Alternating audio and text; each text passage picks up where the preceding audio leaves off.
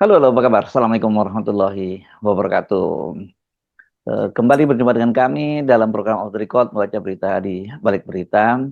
Saya sengaja tidak menyebutkan senang sekali bertemu karena situasinya memang nggak menyenangkan sebenarnya bertemu dengan tapi dalam suasananya yang tidak menyenangkan, tapi pertemuannya tetap menyenangkan, Bu. Dan seperti biasa, saya Hirsu Arif. Dan saya Agi Beta, kalau saya terus bahagia bertemu dengan teman-teman Hmm. karena dengan begini bisa ngerumpi dan Oh, kemudian baca asik komen-komennya apa aja kayak gitu Mas oke, Yus. oke, oke. Tapi kan nggak happy kita lihat Pak Prabowo, Presiden Republik Indonesia. Tiba-tiba kemudian kalau berapa 2 hari yang lalu ya, yang itu pasang badan untuk Pak Jokowi, sekarang dia muji-muji Pak Jokowi, tapi dan juga kemudian membantah bahwa dia itu takut, dan membantah juga dikendalikan, tapi kok apa karena ini kata dia hopeng. Nah, yang saya agak Oke, terkejut ya, kenapa ngomong politik seperti itu urusan domestik kok di depan para investor asing, betul. terutama dari Asing.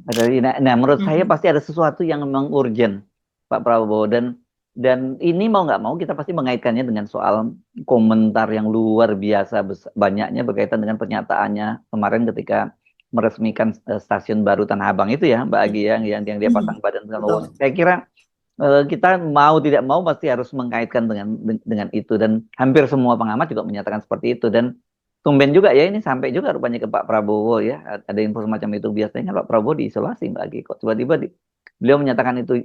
Kenapa saya menduga itu disampaikan dan dianggap sangat mendesak, karena forumnya nggak tepat itu ngomongnya itu. Kalau misalnya dia hadir dalam forum partai politik misalnya gitu, atau dia memberikan pengarahan pada kader Gerindra, cocok. Ini ngomongin bisnis loh. Bisnis itu harusnya kan dia memberikan gambaran kepada para pebisnis bahwa situasi domestik terkendali. Pokoknya Anda aman bersama kami, dan pemerintahan juga akan stabil. Gitu. Tapi kalau ngomong seperti itu di depan para investor asing jadi bertanya-tanya, aman nggak nih investasi gua kalau begini caranya, kan gitu loh, Mbak Agi.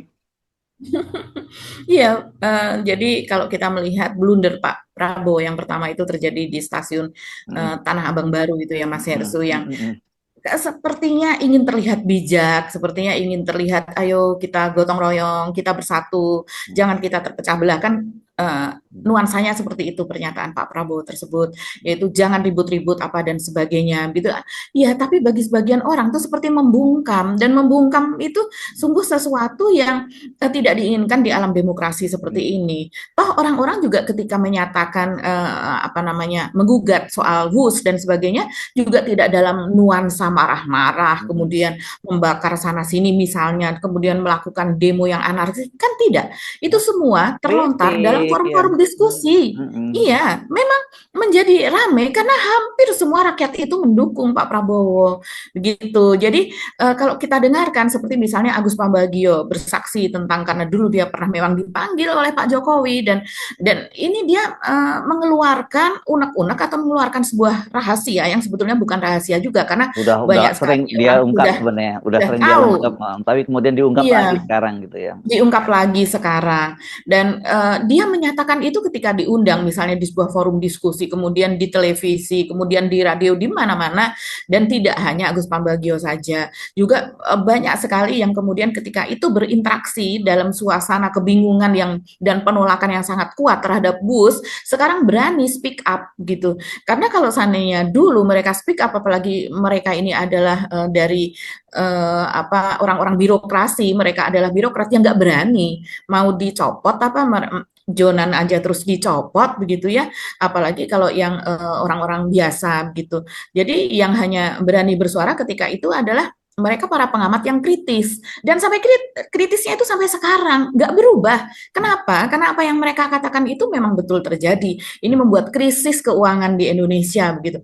Dan kemudian Pak Prabowo menyatakan bahwa apa akan bertanggung jawab secara pribadi, itu pun juga blunder pernyataan tersebut karena saya akan bertanggung jawab secara pribadi karena keuangan kita cukup. Loh, kok habis itu dia tidak menyatakan pribadi ya, tapi dia menyatakan saya akan bertanggung jawab. Dia mengatakan seperti itu, tapi habis itu mengatakan bahwa keuangan kita cukup. Loh, saya akan bertanggung jawab. Kalau saya kan person sendiri, tapi keuangan kita cukup. Berarti saya yang mendengarkan ini yang dilibatkan sebagai rakyat. Apakah Pak Prabowo pernah bertanya itu kepada rakyat?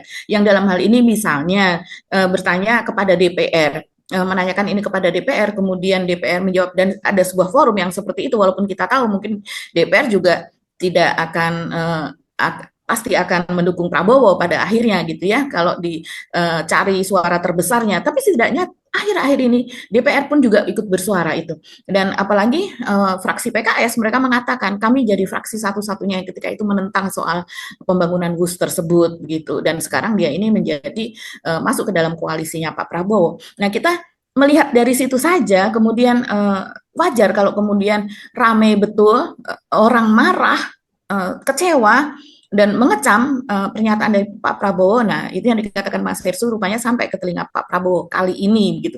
Dan di sebuah acara gitu, yaitu di acara PT Lotte Chemical Indonesia di Cilegon, dalam sekian durasi apa namanya pidatonya kemudian menyatakan soal ini. Saya pun juga kaget kalau melihat alur alur dari pidato Pak Prabowo, tiba-tiba kok malah ini memakan sekian menit juga pernyataan soal itu kan, dan di hadapan orang-orang asing, para investor asing begitu, yang tentunya ini juga direkam oleh mereka kan, dan dibawa ke negaranya, dan berita yang seperti ini apalagi dihadiri oleh seorang presiden di negara lain ini menjadi sebuah kebanggaan bagi perusahaan tersebut. Pasti berita ini akan diboyong ke media-media mereka juga begitu. Jadi nggak strategis, dan kalau kata Mas Hersu tadi seharusnya itu dinyatakan di sebuah forum politik atau apa. Ya iya, selain karena kalau pertama persoalan ini sih kalau saya melihatnya pertama mungkin karena eh, Pak Prabowo ya kembali ke usia yang sudah usia sekian gitu 70 sekian, mungkin tidak melihat lagi ini strategis atau tidak, yang penting unek-uneknya itu keluar, dan dia juga apa ya Mas Hersu, yang sebelumnya itu terisolasi gitu, tidak mendengar hal-hal yang seperti ini, kemudian sekarang mendengar bahwa dirinya itu, bahwa orang kecewa gitu, yang kemudian ditafsirkan sebagai menguyo-nguyo Jokowi. Nah, Jokowi itu menguyo-nguyo dirinya sendiri gitu. Kalau seandainya Jokowi kebijakan-kebijakan sebelumnya ketika dia menjadi presiden dan kemudian tidak, orang kan menunggu selama ini bertahun-tahun kapan ini lengser. Nanti kalau sudah lengser mungkin dia bisa kita adili begitu kan. Karena sebetulnya perasaan itu sudah ada di masyarakat, apalagi mereka yang kritis gitu, mereka para ekonom, para pengamat hukum dan segalanya yang aturan-aturan ditabrak. Jadi wajar Pak Prabowo kalau sekarang itu masyarakat itu menagih tanggung jawab. Dan saya rasa kalau Jokowi memang tidak bersalah, ditagih tanggung jawab, dia akan bisa menjawabnya begitu. Kenapa harus Pak Prabowo yang pasang badan untuk Jokowi? Ini kan membuat orang kecewa begitu. Dan itu bukan tanggung jawab Pak Prabowo soal hukumnya, tapi kalau soal ekonominya yang ditinggalkan, ekonomi yang rusak, ekonomi yang apa namanya, soal pajak, soal apa dan sebagainya, yang impor ilegal yang besar-besaran luar biasa mematikan UKM Indonesia, itu Pak Prabowo memang harus membenahi kerusakan yang sudah dilakukan Jokowi soal ekonominya. Tapi soal hukumnya kan bukan Pak Prabowo yang harus tanggung jawab. Ya Ya, Jokowi sendiri yang harus tanggung ya. jawab. Kita Gitu. dengar dulu ya pernyataannya Pak Prabowo ya Mbak Agi. Ya.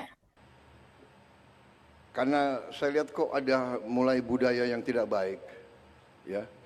Pemimpin di apa ya, dikuyu-kuyu, dicari-cari. Pada saat berkuasa disanjung-sanjung. Ini budaya apa? Ini harus kita rubah, ya kan? Ini harus kita rubah. Saya bukan Prabowo apa takut sama Jokowi, Prabowo masih dikendalikan oleh Pak Jokowi. Enggak ada itu. Pak Jokowi itu enggak pernah nitip apa-apa sama saya. Ya saya harus katakan yang sebenarnya, kan begitu.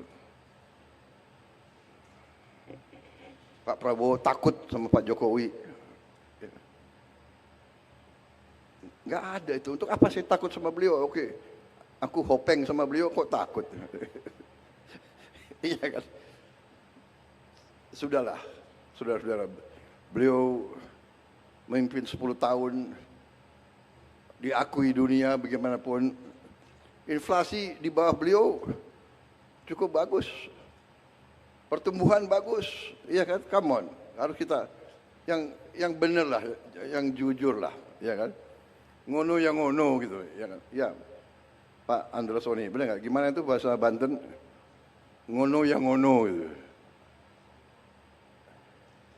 Ya nojo ngono kan gitu. Iya, bingung, orang pasti lihatnya memang, eh, jujur aja pernyataan Pak Prabowo yang pertama itu bukan yang pertama yang soal bahwa ini karena ini dirintis di eranya Pak Jokowi, jadi saya minta dihadirkan Pak Jokowi itu kalau nggak salah pernah pertama kali saya lupa persisnya seingat saya di Gresik ya pada waktu itu juga meresmikan itu dan dia juga minta waktu itu pesan pada Sekap nanti lain kali kalau ada acara-acara yang ada proyek-proyek pembangunan yang dirintis di eranya Pak Jokowi, makanya Pak Jokowi harus dihadirkan. Oke, ini maksudnya apa ya? Kan gitu tuh ya. Apa itu itu ya bagus gitu, tapi kan nggak nggak tepat. Apakah kemudian waktu eranya Pak Jokowi ketika meresmikan proyek-proyeknya Pak SBY juga Pak SBY. SBY harus dihadirkan kan nggak, bahkan ada teman Demokrat mengklaim bahwa bukan teman mengklaim teman Demokrat menyatakan banyak yang sekali diklaim oleh Pak Jokowi, ya sudahlah seperti itu, mungkin nggak perlu Pak Prabowo mesti menghadirkan Pak Jokowi, tapi cukup mengakui bahwa ini memang eranya bukan di era dia, atau dia meresmikan biasa saja tanpa mengklaim apa-apa, kan nggak perlu seperti itu. Itu satu. Kedua kan Pak Prabowo ini jadi nggak sensitif dengan publik gitu ya. Karena Iya. bagaimanapun juga orang itu kan melihat Jokowi, dan itu bukan karena orang melihat ya, tapi memang Jokowi itu ingin terus cawe-cawe. Jadi kalau setiap kali ada acara-acara semacam itu Jokowi itu dihadirkan, ya itu akan semakin menegaskan kepada publik ya betul-betul memang Jokowi itu masih mengendalikan Pak Prabowo. Itu yang dibantah oleh Pak Prabowo tadi kan, yang bahwa dia bilang dia ke saya itu hopeng, jadi saya dibilang takut Topeng apalagi itu dari sahabat, teman ya ya. feedback itu teman sahabat gitu ya nggak apa-apa, urusan pertemanan silahkan aja, tapi jangan Iya. masuk ke wilayah wilayah wilayah publik, wilayah apalagi wilayah hukum gitu ya. Mhm. Kalau kan ini yang kita bahas kalau wilayah hukum soal Pak Prabowo tadi kan menyinggung soal mikul dur mendem jeru. Mikul dur mendem Mhm. jeru itu hubungan, biasanya itu hubungan antara orang tua dan anak, itu kok komunikasi sebenarnya ya. Antara orang tua santri kepada pada kiainya, guru ke murid kepada guru, murid kepada gurunya dan sebagainya. Jadi kalau ada keburukan-keburukan dari orang tua atau dari hati, kita nggak boleh umbar kemana-mana, kan konteksnya seperti itu sebenarnya ya.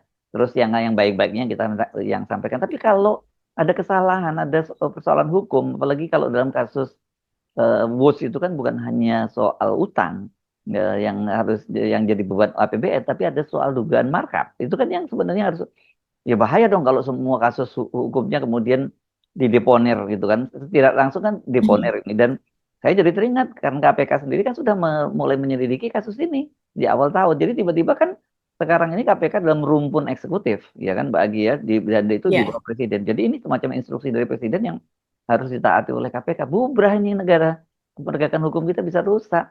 Di negara-negara lain banyak sekali mantan presiden yang kemudian dihukum gitu. Ya nggak jauh-jauh, tadi Pak Prabowo kan bicaranya di depan forumnya pengusaha dari Korea Selatan, Lotte Group lah begitu. Di Korea itu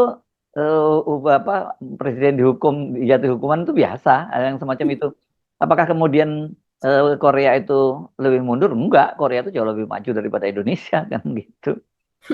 Betul, jadi memang aneh ya pernyataan ini misalnya pemimpin dikuyo-kuyo, dicari-cari kesalahannya pada saat berkuasa, disanjung-sanjung. Ini budaya apa? Ini harus kita ubah. Iya, karena Benar, sanjung-sanjung itu benar. dia membayar orang untuk disanjung. Nggak benar juga itu. Bahasanya ada sekian banyak. Ya. Iya kan? Benar juga yang disoalkan oleh Pak Prabowo. Disanjung, nggak perlu disanjung-sanjung seorang pemimpin, itu biasa aja kok. Dia itu kan orang yang Iya, diberi mandat rakyat, dan dia itu pelayan betul. rakyat kok Dibayar oleh seharusnya. rakyat. Iya, Dia sendiri yang ingin berkuasa, dia dia ingin mengajukan berkuasa. dirinya kok. Ya, dia minta kepada rakyat untuk dukung dia jadi penguasa, dan berarti kan dia itu suruh rakyat gitu loh. Jadi ya ya bodoh menurut saya, dungu orang yang menyanjung-nyanjung pemimpin itu. Tugas dia memang seperti itu kan. Kita nggak pernah ya Betul. Mbak Agi, rasanya menyanjung-nyanjung Enggak pemimpin. pernah.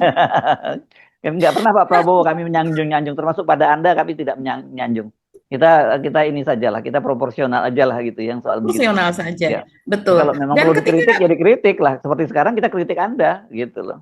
Iya, dan Pak Prabowo tadi saya ulangi ya, mengatakan pada saat berkuasa disanjung-sanjung, ini budaya apa? Sesudah tidak berkuasa dikuyo-kuyo. Itu adalah budaya demokrasi, Pak. Itu budaya menegakkan keadilan dan hukum. Masa kita nggak tahu gitu, sebagai orang dewasa tidak tahu hal yang seperti itu.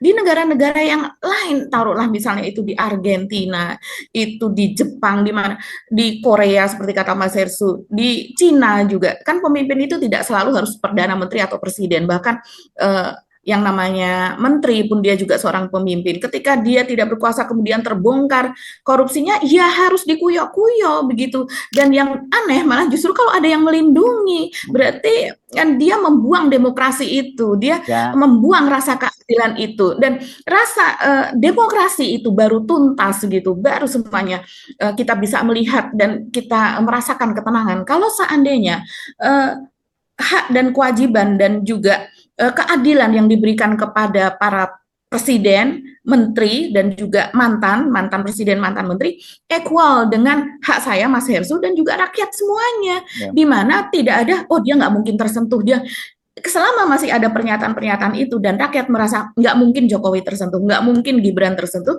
nah itulah yang namanya berarti kita belum adil, belum ada penegakan keadilan.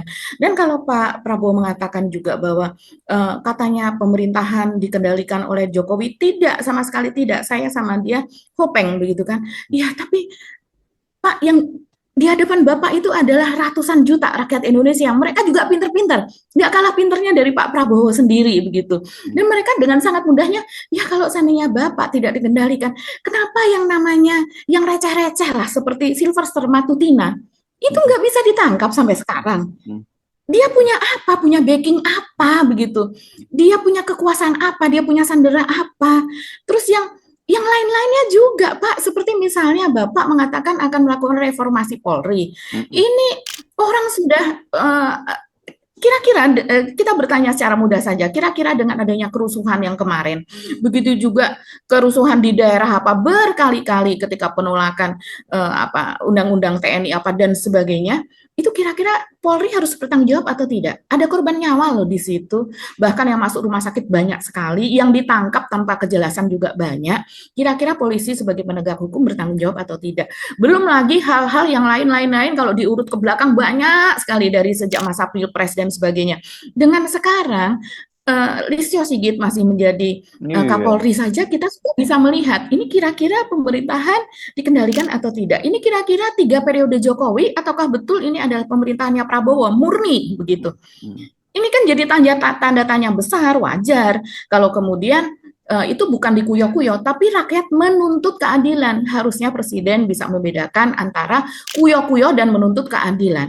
Orangnya sendiri berjanji akan pensiun dengan tenang, mengurusi soal lingkungan dan sebagainya, dan sesuai dengan ilmunya yang dia klaim dia lulusan dari dari Fakultas Kehutanan, kalau seandainya itu memang betul begitu kan, dia mengatakan seperti itu. Tapi kenyataannya sekarang tidak gitu. Bahkan baru saja ketemu dengan Bara JP dan ketua umumnya Bara JP ini adalah barisan relawan Jokowi Presiden, Jokowi for Presiden, yang termasuk ini relawan yang terbentuk awal ketika Jokowi mau menjadi presiden. Nah, ini dia menyatakan kembali gitu, menegaskan kembali bahwa Pak Jokowi menyuruh untuk mengawal Prabowo Gibran 2 periode. Ini artinya apa? Ini artinya Pak Prabowo disuruh untuk memilih Gibran 2029 nanti. Kalau kita yakin Pak Prabowo fait accompli gitu ya. Nah. Iya, itu fait accompli, itu sama saja dengan memaksa pernyataan itu. Secara Pak Prabowo sendiri mengatakan Kopeng, Besti, guru saya dan sebagainya. Rasanya gimana kalau diperintah oleh guru? Kan begitu. Jadi ini gurunya Pak Prabowo loh yang mengatakan guru politiknya dan ya. Iya, guru politiknya bahwa untuk mengawal Pak Prabowo beserta Gibran itu 2 periode. Sementara rakyat melihat ini nggak ada kompetensi, nggak ada capability di wapresnya Pak Prabowo begitu. Di Gibran ini begitu. Sebetulnya dia untuk kemudian kalau secara murni di rakyat melihat, dia pandai, dia layak, dia pemimpin muda yang lebih gitu ya, harus punya kelebihan dong, namanya memimpin sebuah negara dengan penduduk sangat besar. Apa kelebihannya begitu? Dan sekarang Pak Prabowo, kalau Pak Prabowo dengan tugas yang diberikan kepada Gibran, dia tidak masuk ke dalam kebijakan-kebijakan Pak Prabowo dengan kebijakan-kebijakan besarnya, dengan pemberantasan korupsinya apa dan sebagainya. Sementara Gibran ini ditugaskan untuk memantau kebijakan Prabowo di daerah disuruh keliling untuk memantau MBG, untuk memantau sekolah rakyat apa dan sebagainya. Dan bertebaran videonya di mana-mana, bertemu dengan anak SMP, anak SD, sebagian anak SMA, begitu ya. Tapi yang jelas ini adalah kampanye gratis dan sebelum 2029 sudah dilakukan ini kampanye ke daerah-daerah, belusuan ke daerah-daerah. Dan kita tahu anak-anak itu sekarang usianya adalah sekitar 14 tahun, 15 tahun, di mana 4 tahun yang akan datang 2029 mereka akan memiliki KTP dan berhak untuk menyoblos. Mereka akan menjadi pemilih baru, pemilih awal. Dan jumlahnya mereka ada puluhan juta. Coba kita lihat data BPS ini. Jumlahnya mereka ada puluhan juta, Pak. Apalagi kalau ditambah dengan yang usianya sekarang 16, 17, akan ada kalau di daerah usia 17 tidak otomatis memiliki KTP kalau seandainya mereka tidak mengurus. Itu mereka semua kalau dijumlahkan jumlahnya besar sekali. Ya. Makanya kita kan bonus demografi begitu karena jumlah anak-anak muda ini banyak sekali. Nggak apa sih pesan khususnya Pak Jokowi ke Barajepi ini? Penting juga Mbak, mesti kita dari situ kita bisa baca apa yang dimaksud dengan pesan 2 periode ya, kita itu. putar ya Mas ya. Ada pembicaraan terkait landing ke partai politik mana Pak nanti Pak? Tidak sampai ke situ, karena kita hanya bekerja sesuai arahan Bapak, konsolidasi Prabowo Gibran 2 periode. Berarti kita ada arahan politik gitu nggak untuk yang pemilu 2019? Belum sampai ke situ, arahannya tetap Prabowo Gibran 2 periode.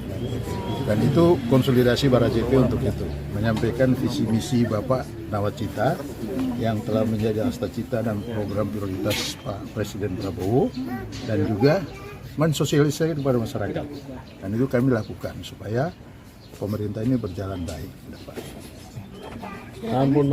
Pak, komitmen sebagai relawan Pak, komitmen sebagai relawan sendiri ini apakah masih tetap sebagai relawannya Pak Jokowi? Oh iya, kalau Barajepi itu 2013 itu sebagai barisan relawan Jokowi Presiden. Kemudian kami putuskan kalau Bapak nggak jadi presiden lagi, barisan relawan Jalan Perubahan. Jadi komitmen sebagai relawan ya menyampaikan visi misi Bapak kan besar sekali kan, 2045 untuk mengatasi bonus demografi. Yang bisa dikerjakan hari ini adalah Pak Prabowo dan Mas Gibran. Itu yang kami teruskan. Tadi tetap meskipun Bapak sudah tidak menjadi presiden, tetap jadi relawannya Pak Jokowi ya Pak? Kami tetap relawannya beliau. Begitu. Kalau arahannya mendukung Prabowo Gibran 2 periode ini sendiri sejak awal itu memang sudah sejak awal 2024 atau ada lanjutannya Pak? Arahan Bapak kan sudah lama. Begitu Bapak mengendorse Pak Prabowo jadi presiden, ya arahannya supaya mendukung pemerintahan. Nah, soal kapan disampaikan, anytime, kapan saja. Nah, kebetulan kami disampaikan bulan Juni setelah ketemu Bapak, jalankan itu mengawal pemerintahan Prabowo Gibran 2 periode. Oke, jadi jelas ya di situ berarti kalau 2 periode itu Pak Prabowo Gibran sampai 2029 sampai 2034 gitu ya. Dan setelah itu kan Pak Prabowo nggak bisa maju lagi sudah 2 periode gitu kan maksudnya ya. Berarti setelah itu Gibran dong yang akan menjadi presiden sampai 2 periode lagi gitu. Ampun deh. Iya, kita sudah bisa melihat alurnya. Iya ya, coba kalau seandainya kita lihat sekarang tahun 2025 begitu, 2029 ini mereka akan berpasangan lagi sesuai dengan skenario Jokowi. Kalau seandainya Prabowo ini masih terus ngehopeng begitu dengan Jokowi kan, dan kita tidak tahu janjinya mereka itu Mana apa. orang pintar-pintar yang lain itu ya? Kemana politisi yang lebih hebat-hebat dari Gibran itu ya? Kok semua bisa diatur begitu aja sama Jokowi ya? Ketua umum partai gitu ya dengan biaya besar, mereka kan juga bernafsu juga, tapi kita tidak tahu, ini kan kita juga tidak tahu sebetulnya kekayaan Jokowi itu sekarang itu berapa Mas Hirsu, walaupun banyak ya aktivis yang mengatakan Dia salah satu itu orang terkaya ada ya? Gitu ya? Iya, orang terkaya, ada bunkernya apa dan sebagainya, itu harus dibuktikan lagi. Tapi yang jelas itu kalau 2 periode sampai 2034. Gibran akan terus menjadi wapres, Prabowo sudah usai. Kemudian ya dengan infrastruktur yang dimiliki selama 10 tahun sebagai wapres, ya dia sudah membangunnya dari sejak sekarang, di daerah-daerah pun dia membangun, begitu.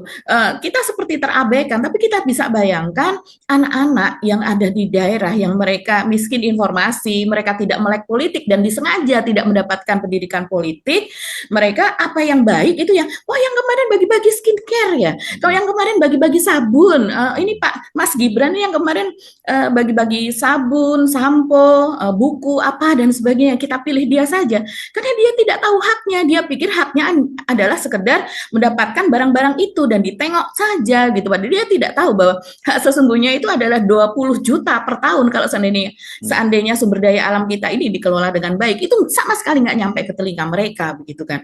Nah, kemudian dari tahun 2034 di mana Gibran usai menjadi wapres, ya pastilah tidak mungkin itu skenarionya dia tidak akan mencalonkan diri sebagai presiden dengan infrastruktur yang dibangun selama 10 tahun, itu sangat memungkinkan untuk terpilih menggantikan Prabowo menjadi presiden sampai 2044 kalau 10 tahun ya.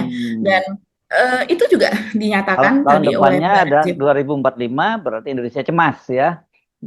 Iya, dan kata Barajep sesuai, dia mengatakan ini kan sesuai dengan visi Pak Jokowi di mana beliau ini sangat concern untuk 2045 yang artinya dia akan mengawal terus sampai dengan 2045. Dan dia ada di belakang Prabowo, ada di belakangnya Gibran. Ya, akhirnya Jokowi memang tidak perlu 3 periode karena dia akan terus mendapat bayang-bayang begitu di belakangnya. Ya. Ngeri banget ya. Nah, Ya, makanya ya, Pak Prabowo harus itu kan paham lah. itu maunya Pak Jokowi. Tapi ketika Pak Prabowo juga melakukan yang seolah-olah mengaminkan itu semua kan, meskipun tidak langsung, ya wajar kalau kemudian orang kemudian jadi marah ya Mbak Agi ya terhadap Pak Prabowo. Dan saya kira itu tadi respon Pak Prabowo terhadap kemarahan publik. Tapi responnya yang seperti Anda sebut ya ini blunder yang kedua ini buat Pak Prabowo dalam hanya Betul. 3 hari terakhirnya sudah blunder 2 kali Pak Prabowo gitu. Dan Betul. semakin Pak Prabowo blunder tuh semakin senang itu buat saya, buat Gibran dan Pak Jokowi, karena saya kira itu tadi kan kalau kondisinya Pak Prabowo tidak terjadi apa-apa, kan kita tahu mereka pasti ingin lebih, kan itu juga belum tentu bisa terjadi buat Pak Jokowi dan Gibran. Paling aman buat mereka ya mereka menggantikan Pak Prabowo dalam waktu dekat ini kalau terjadi apa-apa. Di tengah jalan. Ya, kalau Pak Prabowo blunder terus, dukungan terhadap Pak Prabowo semakin melemah dan dia kemudian harus turun di tengah jalan, ya itu akan lebih bagus buat dia untuk posisinya menggantikan Pak Prabowo. Iya, seharusnya Pak Prabowo paham bahwa banyak orang yang tidak memilih Prabowo Gibran, tidak memilih 02, bukan tidak memilih Pak Prabowo, tapi karena ada Gibrannya di situ. Ya. Dan ketika akhirnya Pak Prabowo naik begitu dengan segala hiruk pikuknya, apa bansos, apa bantuan bansos apa dan sebagainya yang ratusan triliun tersebut, akhirnya orang melihat ya memang tidak malu itu begitu, memang setega itu begitu. Geng Solo ini melakukan cara kerjanya gitu ya, termasuk memaksimalkan peran Parcok apa dan sebagainya. Dan kemudian sekarang kalau misalnya Pak Prabowo tidak menyadari bahwa orang-orang yang tadinya kecewa tidak memilih Pak Prabowo sekarang justru mendukung Pak Prabowo. Dan itu saya lihat dan itu nyata loh, sahabat saya pun yang ya sudah seperti ini, tapi saya tetap tidak mau kalau seandainya nanti Gibran yang naik, tapi saya mendukung Pak Prabowo karena saya lihat Pak Prabowo masih ada rasa sayang kepada rakyat, masih ingin memperbaiki negara ini. Kita dukung apa yang dilakukan Pak Prabowo dan banyak sekali mengharapkan Pak Prabowo sedang melakukan operasi Sandi Yuda yang sekarang diam-diam dan itu kemarin ya, kalau sekarang orang udah nggak percaya. Tapi sekarang iya, dengan pernyataan Pak Prabowo seperti ini, itu semua hati patah ya. Orang patah, berduka, kecewa, geram. Harus apa lagi? Dan kita bisa baca itu di komen-komen yang ada di Off the Record. Tidak hanya di Off the Record, di Hersu Benopoint, di Rocky Gerung Dim, dan di podcast-podcast atau berita-berita politik, even itu yang ada di Kompas, ada di Tribun News, ada di Tirto, ada di mana, di Republika misalnya, itu hati yang patah itu sangat-sangat nyata kalau Pak Prabowo mau melihatnya, kalau Pak Prabowo mau membacanya dan mendengarkannya. Oke, Pak Agi. Nah, supaya jangan terlalu patah hati lebih dalam lagi. Nah, kita akhiri perbincangan kita kali ini. Sampai ketemu lagi dalam episode berikutnya. Kami mohon pamit. Saya Subun Arif. Dan saya Gibita, terima kasih atas perhatian teman-teman semua. Tetap semangat. Salam akal waras. Wassalamualaikum warahmatullahi Waalaikumsalam wabarakatuh. warahmatullahi wabarakatuh.